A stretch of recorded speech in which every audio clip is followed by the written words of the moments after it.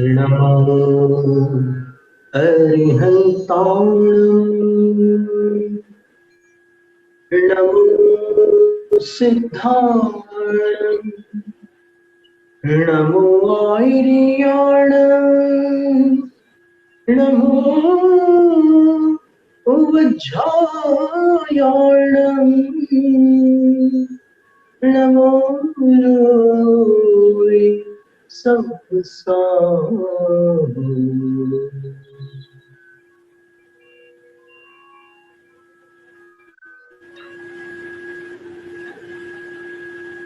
5 काव्यों का स्वाध्याय हुआ था। अब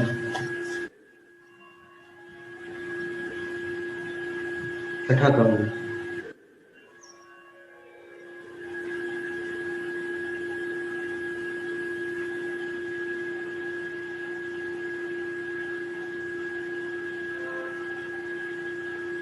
भक्तोमर प्रणत मौलिमणि प्रभाणा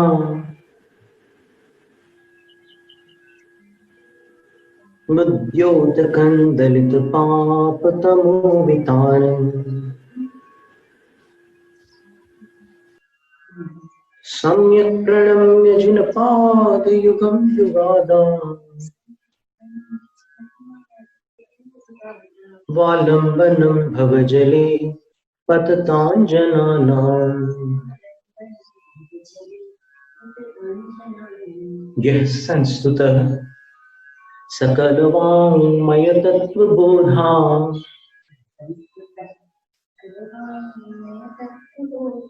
दुद्भूत बुद्धिपटुभिः सुरलोकनाथैः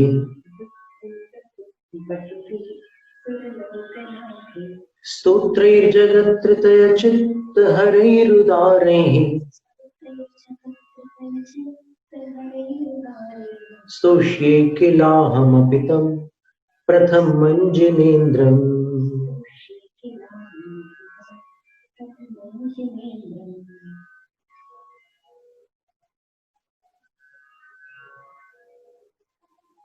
पिछला काव्य पढ़ करके आगे बढ़ते हैं।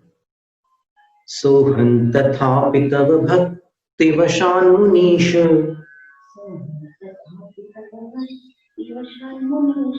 कर्तुं स्तवं विगत शक्तिरपि प्रवृत्तः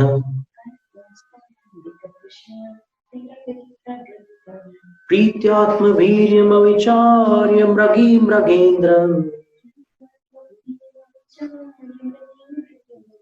नाभ्येति किं निज शिशोः परिपालनार्थम्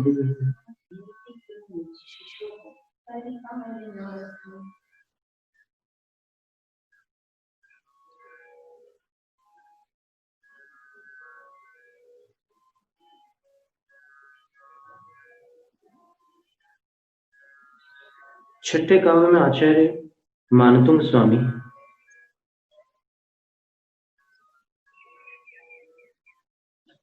अपने आप को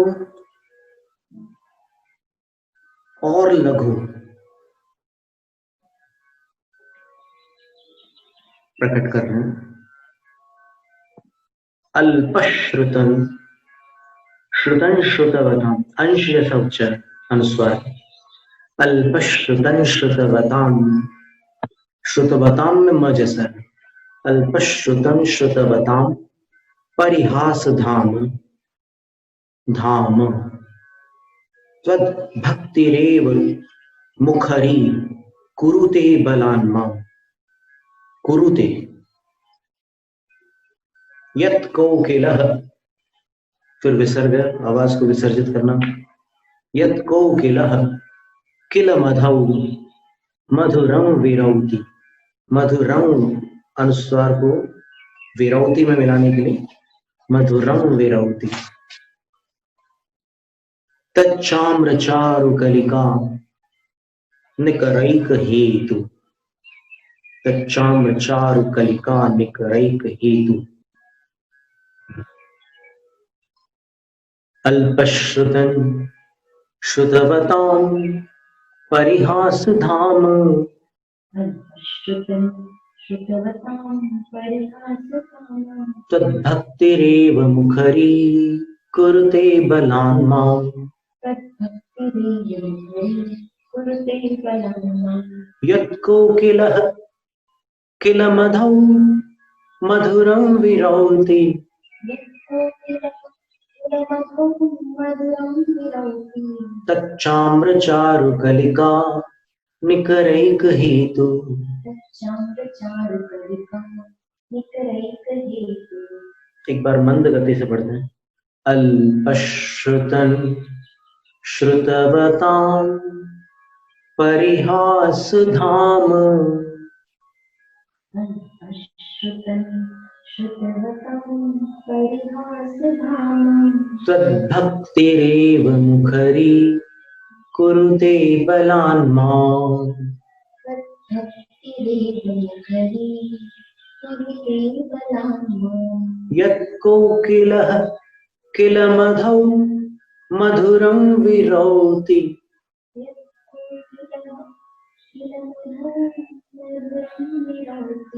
तच्चाम्रचारुकलिका निकरैकहेतु।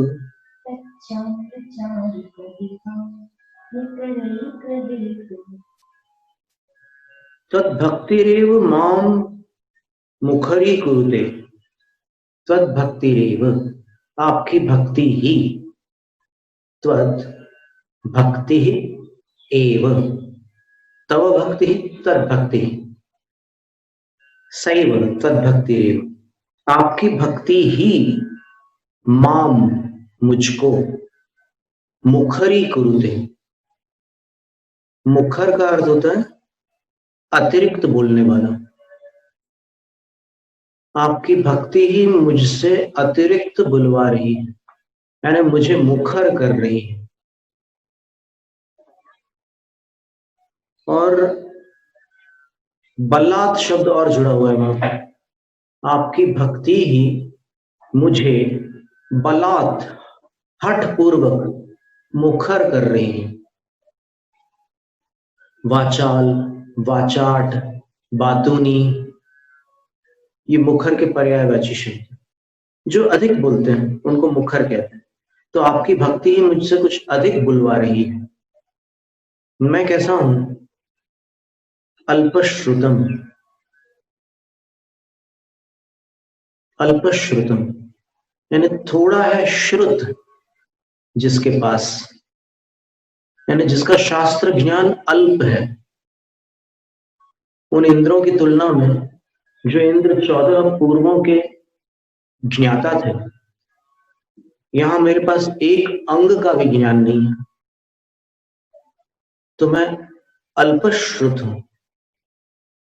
अल्प है शास्त्र ज्ञान जिसका, ऐसा हूं। और कैसा हूं मैं?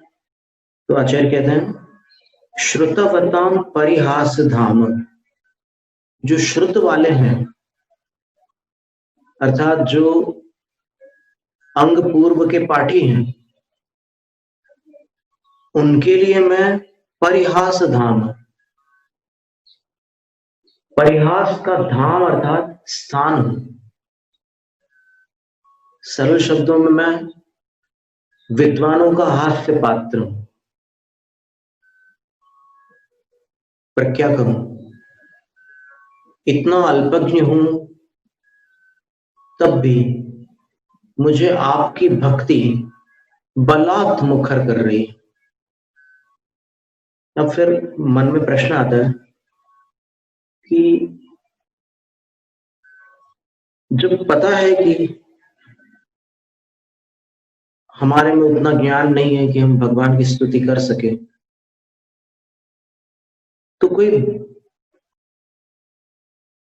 हट करे या बलपूर्वक स्तुति कराए तो भी वो कार्य कैसे संभव है?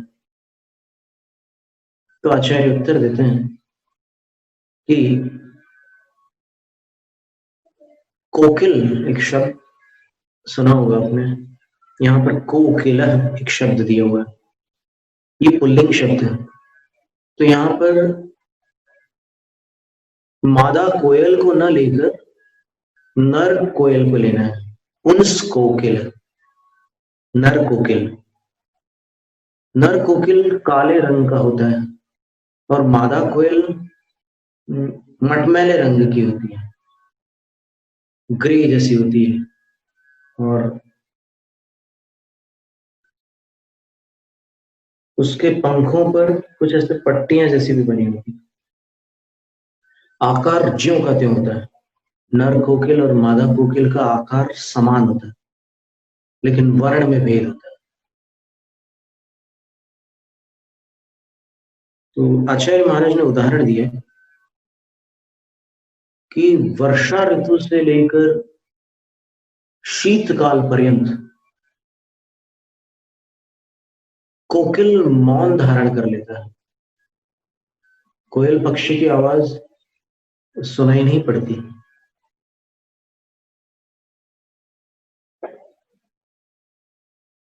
लेकिन ज्यों ही वसंत ऋतु आती है, मधौ, यहां मधु शब्द का अर्थ है बसंत। बसंत में कोकिल मधुरम विरोधी, वो नर कोयल उन्स कोकिल मधुर विरोधी, उच्च ध्वनि करता है।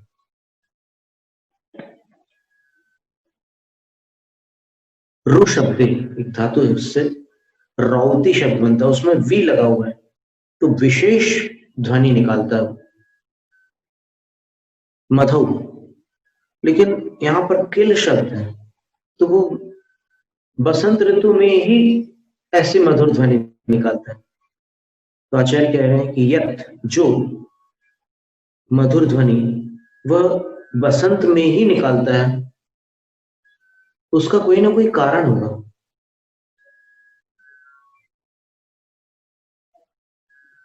उसका रंग काला होता है,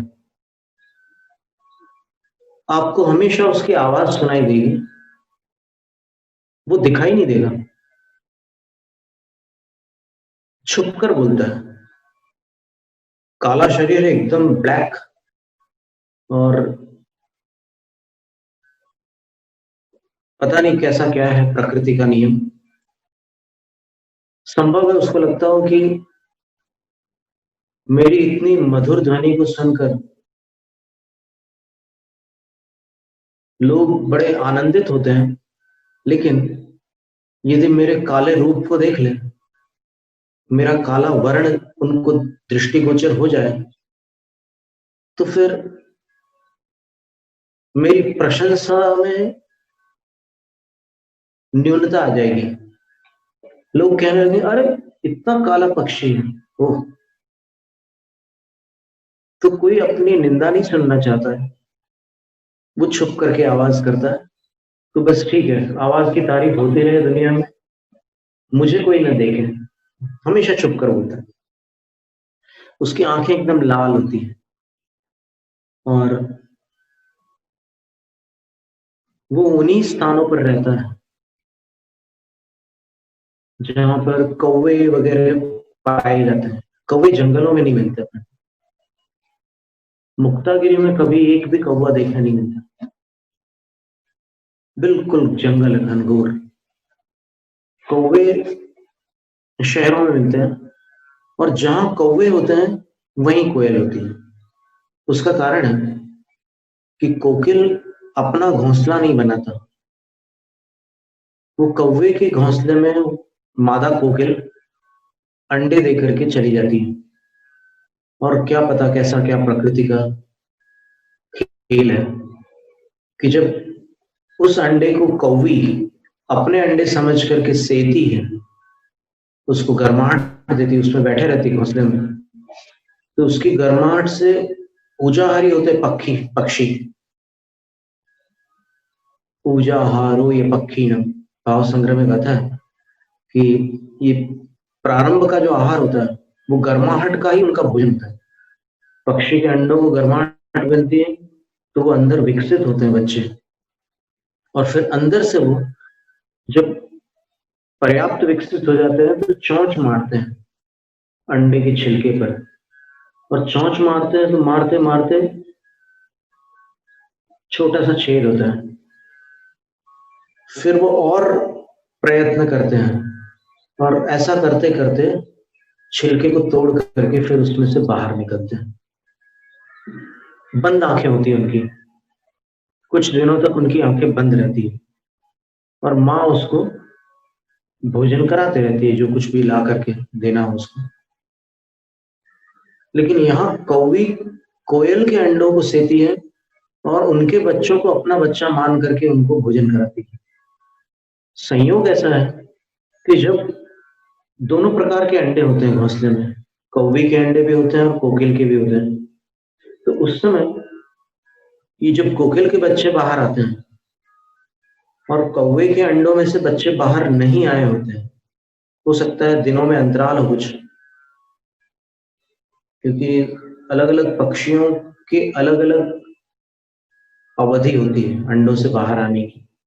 जैसे मुर्गी का जो बच्चा होता है वो 21 दिन में बाहर आता है, तो अलग अलग पक्षियों की जो दिनों की संख्या है वो भिन्न है। तो जो कोकिल के बच्चे होते हैं वो कौवी के अंडों को ऐसे ऐसे धकेलते हैं और धक्का मार मार करके नीचे गिरा देते हैं, और उस घोंसले में केवल कोकिल के ही बच्चे पलते हैं और कौवी माँ बन करके उनको पालती है, फॉस्टर मदर, सौतेली माँ बन करके। लेकिन वो उसको पता नहीं होता कि ये बच्चे मेरे नहीं हैं। यद्यपि कौवे के जो बच्चे होते हैं उनकी आवाज अलग होती है और कोयल के बच्चों की आवाज अलग होती है। कोयल का सुस्वर नामकरण है, कौवे का दुस्वर नामकरण है। लेकिन वो जो मातृ स्नेह जागृत हो जाता है उसमें वो उतना विवेक काम नहीं करता उसका, वो उसको अपनी भावनाओं से ही फिर पाल लेती है। और जब वो बच्चे बड़े हो जाते हैं, कोयल बन जाते हैं, कौवे उनको अपना ही बच्चा समझ करके जहां तक सीमा है वहां तक पालती है, पूरी ट्रेनिंग देती है और वो ट्रेंड होकर के अपने चले जाते हैं अलग से। तो ये कुहू कुहू की जो ध्वनि है वो नर कोकिल की ध्वनि है, और वह माधव के लिए केवल बसंत ऋतु में ही वो कूकना प्रारंभ, इतना लंबा मौन धारण करके फिर बसंत ऋतु में कूकना प्रारंभ कर देता है। तो किसी कवि ने एक बड़ी सुंदर कविता लिखी, छोटा सा एक श्लोक लिखा है संस्कृत में।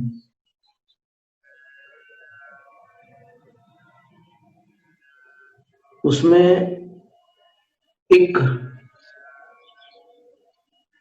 प्रश्न किया जाता है नर कोकिल से कि अरे बसंत ऋतु ग्रीष्म ऋतु तक तेरी आवाज गूंज रही थी चारों तरफ, ये अचानक से तूने मौन क्यों धारण कर लिया?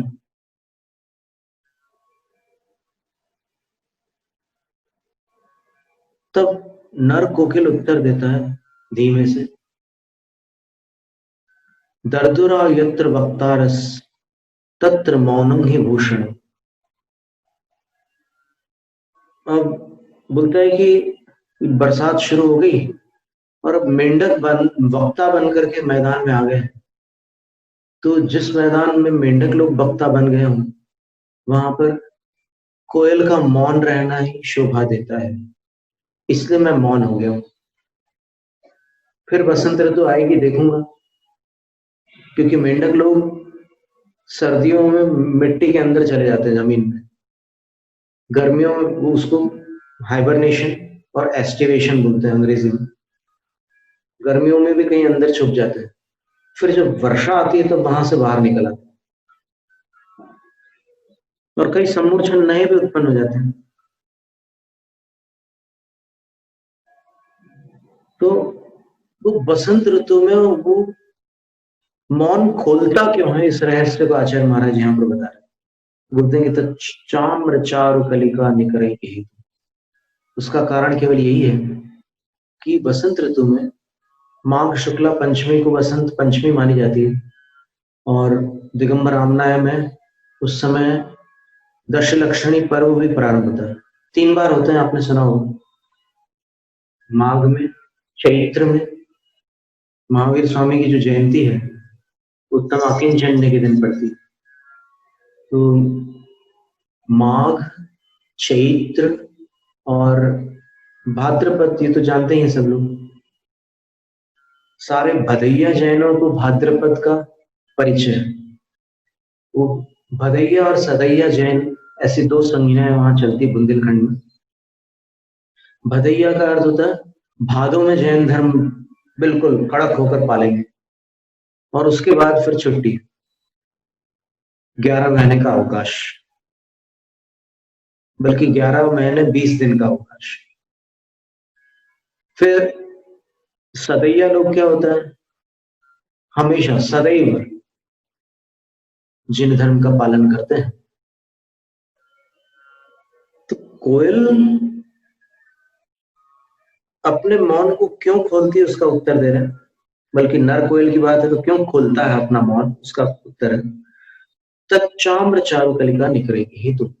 आम्र वृक्षों पर उस समय आप देखना, जैसे शीतकाल समाप्त होगा, हल्की सी एक सुहावनी वायु आपको महसूस होगी। जो पहले चुभने वाली वायु होती है ठंड की, वो चली जाएगी और हल्की सी सुहावनी वायु आपको प्रतीत होगी। और उस समय वातावरण में जिनको प्रकृति में रहने का अभ्यास हो, वो तत्काल समझ जाते हैं इस बात को कि वायु की जो खुशबू है वो बदल जाती है। इस समय वायु की खुशबू अलग चल रही है, शीतकाल में अलग चलेगी, वसंत ऋतु में एकदम बदल जाएगी। और वो जो खुशबू है वो निरंतर बनी रहती है बहुत समय तक, क्योंकि जितने पुष्प पल्लवित होते हैं, प्रफुल्लित होते हैं, उनकी खुशबू प्रारंभ हो जाती है। और वसंत ऋतु में पुष्पों का जो विशेष खिलना होता है, तो आम्र पुष्पों के खिलने से उस काल में मोर आते हैं आम्र के पेड़ पर, बौर कहते हैं उसको। तो छोटे छोटे उसमें वो रहते हैं, गुच्छे के गुच्छे रहते हैं। अगर देखा जाए तो वो एक प्लेसेंटेशन है बॉटनी की भाषा में, और उसमें छोटे छोटे जो फ्लावर्स होते हैं, पुष्प होते हैं, उनकी खुशबू पूरे वातावरण में फैलती है। और कुछ लोग कहते हैं कि कोयल उस पर अपनी चोंच मारती है, उसको बड़ी अच्छी लगती है वो आम्र मंजरी, संस्कृत में उसको आम्र मंजरी भी कहते हैं। तो अगर उसको वो छू लेती है या उसकी खुशबू उसको लग जाती है, तो फिर उसमें एक मतवालापन आ जाता है। वो कोयल उसको एक मस्ती चढ़ जाती है, और वो मस्ती तब तक नहीं उतरती जब तक बरसात न गिरे।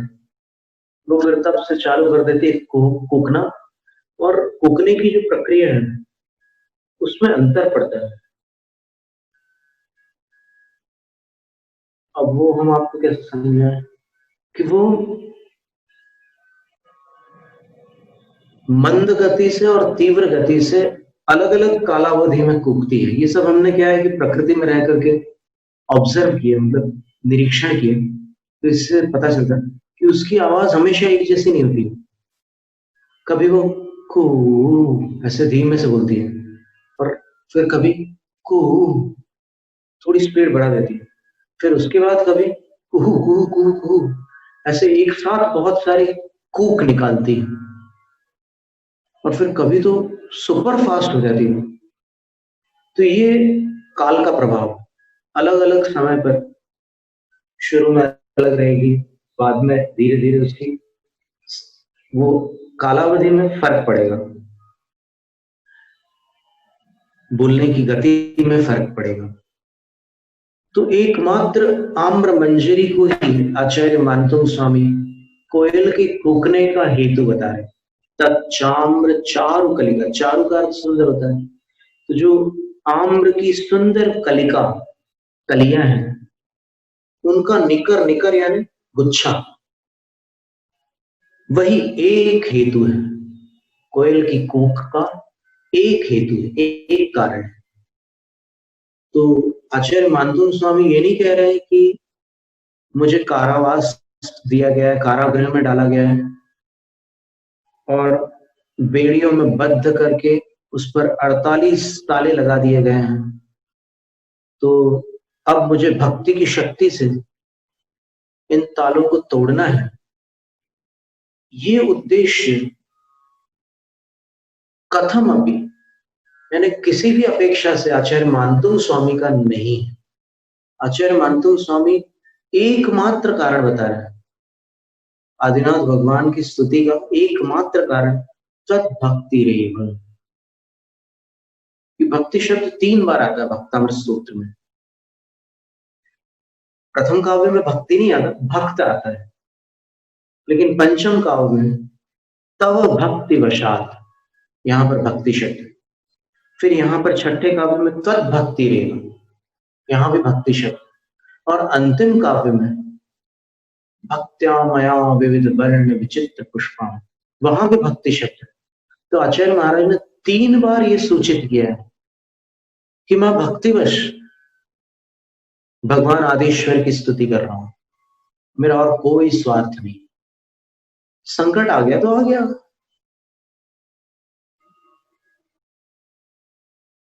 और संकट में भक्ति करने में आनंद भी आता है। संकट के बारे में सोचते रहेंगे तो आकुलता होगी। तो मैं तो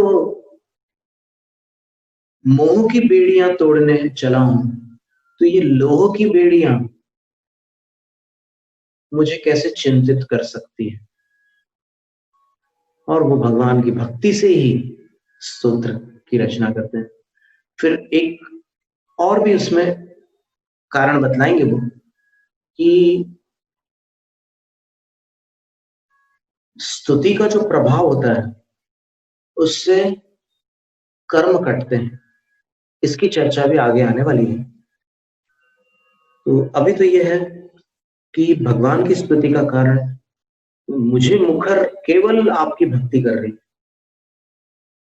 मेरी बुद्धि समर्थ नहीं है कि वह आपकी स्तुति कर सके। लेकिन मेरी भक्ति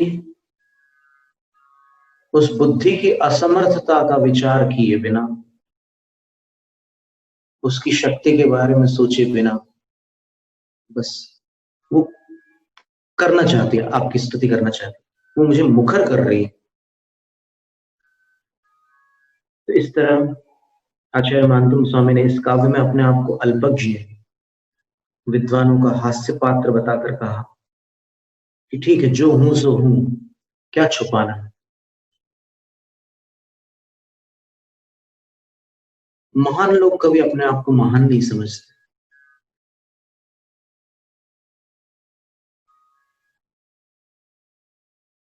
जो अपने आप को महान समझते हैं वो अंदर से महान नहीं हो पाते।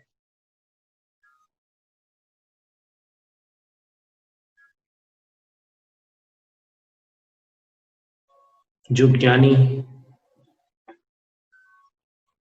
सो मानी नहीं, जो मानी सो ज्ञानी नहीं।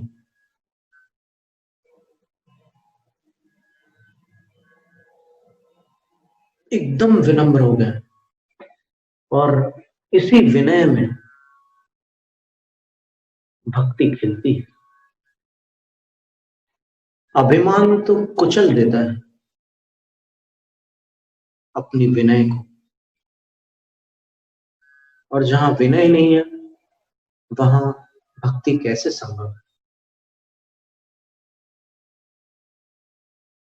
इसका पद्यानुवाद देखते हैं।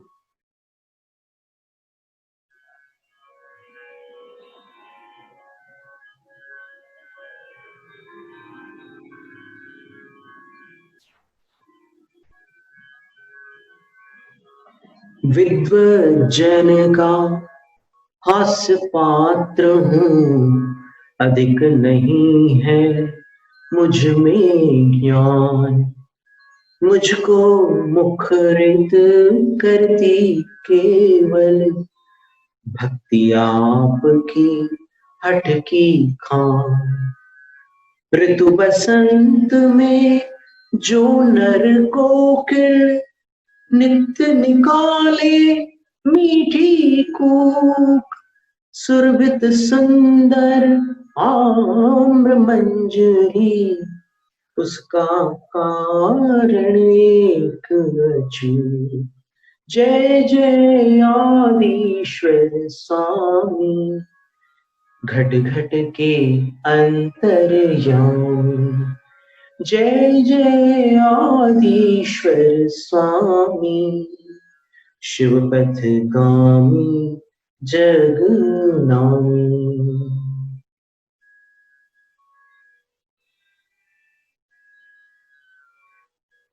तत्वार्थ राजवार्तिक ग्रंथ में आचार्य अकलंक भट्ट ने,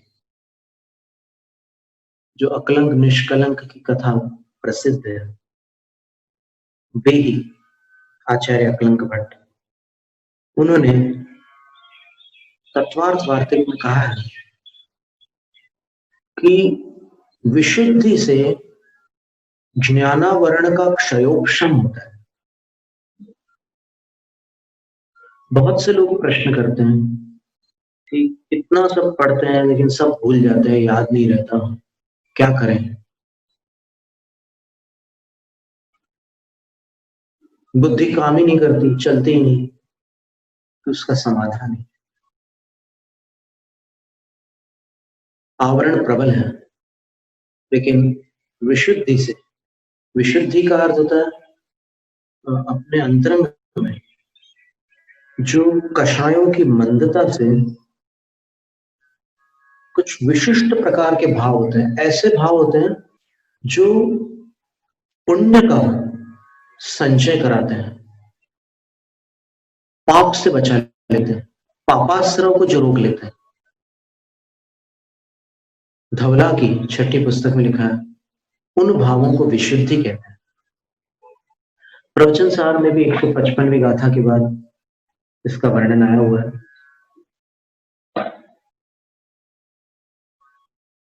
123-24वीं गाथा के आसपास भी उपयोगों का वर्णन है। अप्पा परिणाम अप्पा, ऐसी गाथा है। तो वो जो विशुद्धि है अभिमान से प्राप्त नहीं होती, विनय से, भक्ति से, वात्सल्य से, सेवा से, करुणा से प्राप्त होती है। अकालुष्य से विशुद्धि प्राप्त होती है।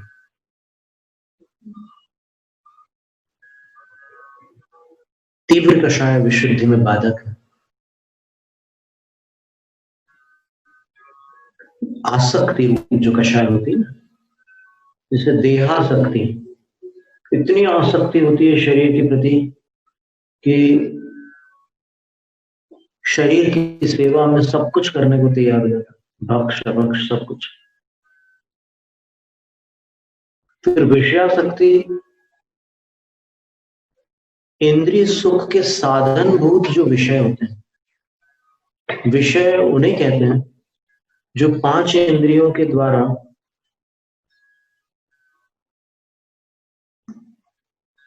सेवित किए जाते हैं, जिनको भोग और उपभोग संज्ञा भी है। विषय का अर्थ भोग और उपभोग, उनमें आसक्ति।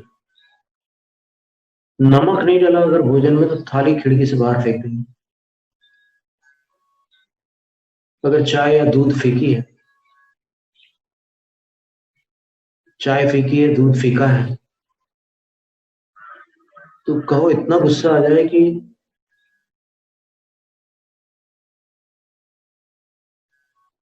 दूध ही गिरा दे, चाय फेंक दे। ये विषयासक्ति है। तो अपन 10 दिनों तक हर साल उससे ऊपर उठने का अभ्यास करते हैं,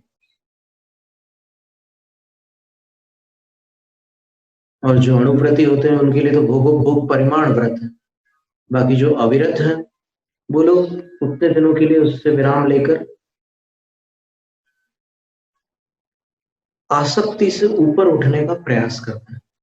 अब कोई अगर सब्स्टिट्यूट कर ले तो बात अलग है, शक्कर छोड़ दे किसी दिन, अष्टमी के दिन मान लो वो बुरे का त्याग कर दे और उस दिन इतने सारे मुनक्के खा ले, तो वो क्या है कि फिर पूर्ति वाली जो इच्छा हो रही है, उसी इच्छा को तो जीतना था त्याग करके, तो आपने इसका त्याग किया और उधर से आपने उसकी पूर्ति कर ली। अगर आपके बॉडी को विटामिन्स या फिर ग्लूकोज या ऐसी कोई तत्व की जरूरत है तो आप उस हिसाब से देख लें, लेकिन ये जो सब्स्टिट्यूट करने वाली जो इच्छा है वो आपको आसक्ति से बाहर नहीं निकलने देगी। आसक्ति किसे कहते हैं? जिसके बिना चैन न पड़े। अब आपको मिष्ट रस के बिना चैन नहीं पड़ रहा है, तभी तो आप मीठा छोड़ करके कोई और ऐसी वस्तु खा रहे हैं जिससे मिठास मिल जाए। तो देहासक्ति, विषयासक्ति और एक कषायासक्ति भी होती है। कषायासक्ति का संबंध जो है वो विषयों से नहीं है। निंदा, प्रशंसा, कटाक्ष या फिर इस प्रकार की जो घटनाएं होती है जो आप कानों से सुनकर मन तक ले जाते हैं और आप एक गांठ बांध लेते हैं, उसको खोलना आप नहीं चाहते। वो गांठ द्वेष की भी होती है और कभी राग की भी हो जाती है, किसी से इतना लगा हो जाता है कि आप उसके बिना रह नहीं सकते। आचार्य ने कहा है कि live A life of detachment not attachment. आप जीवन जियो, कर्तव्य निभाते हुए जियो, बंद करके मत जियो, आसक्त होकर के मत जियो, क्योंकि कोई नहीं जानता कि किसका टिकट कहां तक का है। और वो टिकट ऐसा है, आयु कर्म का टिकट, कि उसकी अवधि जहां पूरी होगी वहां पर आपको कर्म रूपी टीटी, टीसी नीचे उतार देगा प्लेटफॉर्म पर, और वो सारे जो संगी साथी थे उस बोगी में, वहां से आपको ऐसे बाय बाय करेंगे, सीईओ बोलेंगे या फिर कुछ भी बोलेंगे, जो भी बोलते हो, और आप वहां पर अकेले खड़े रह जाएंगे। और अगर आपके अंदर ये विवेक होगा कि नहीं जाना ही है,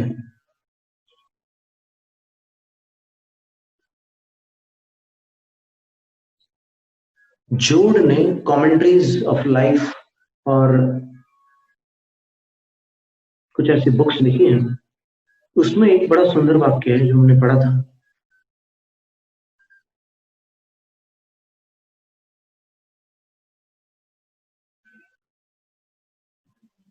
उसका हिंदी अनुवाद हम आपको बताते हैं कि हर उत्सव के बीच, हर खुशी के मध्य, हर मौज मस्ती के बीचों बीच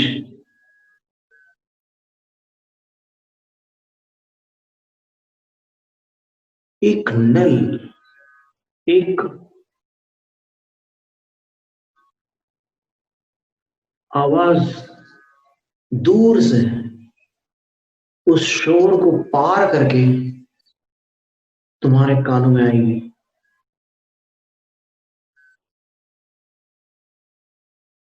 वो आवाज है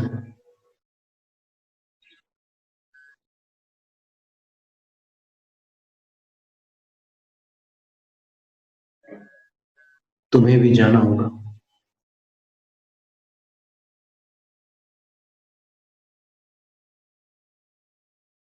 यू टू विल डाई, तुम भी एक दिन मरोगे।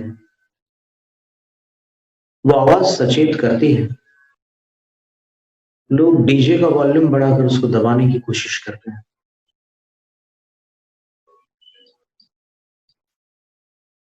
लेकिन वो सत्य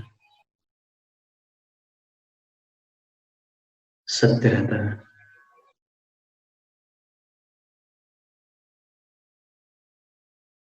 तो देहासक्ति, विषयासक्ति और कषायासक्ति कितने दिन तक गांठ बांध करके रखेंगे किसी के प्रति। गुमटसार कर्मकांड में लिखा है कि सम्यक दृष्टि की गांठ 6 महीने में तो खुल ही जाती है।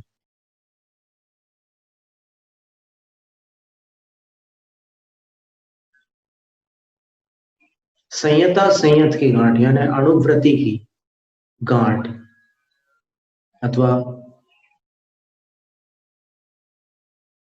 जो भी पंचम गुण स्थान करती है उनकी गांठ 15 दिन में खुल जाती है।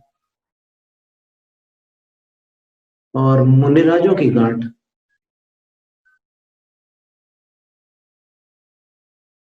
अंतर मुहूर्त में खुल जाती है, सहज रूप से आई जाता है क्षमा का भाव। ऐसी कोई जागृति रहती है अंदर कि सहज रूप से वो परिणति होती है। जाने दो, छोड़। तो आप जब क्षमा करके छोड़ते हैं तो आप स्वयं छूट जाते हैं। वो तो उसका भाग्य तो उसके साथ है, दुर्भाग्य हो या सौभाग्य हो, उसका दुर्भाग्य उसका सौभाग्य उसके खाते में है। लेकिन अपन जब अंदर से कहते हैं छोड़, अब कोई गांठ नहीं रखनी, तो अपन छूट जाते हैं। क्योंकि पुलिस जब चोर को बेड़ी डालकर ले जाती है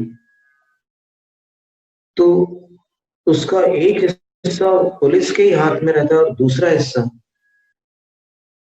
उस अपराधी के हाथ में होता है।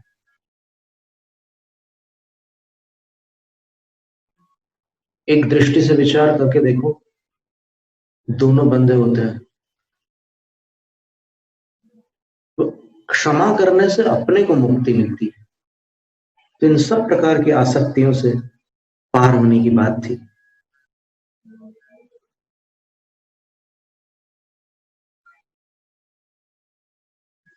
जैनम जयतु शासन।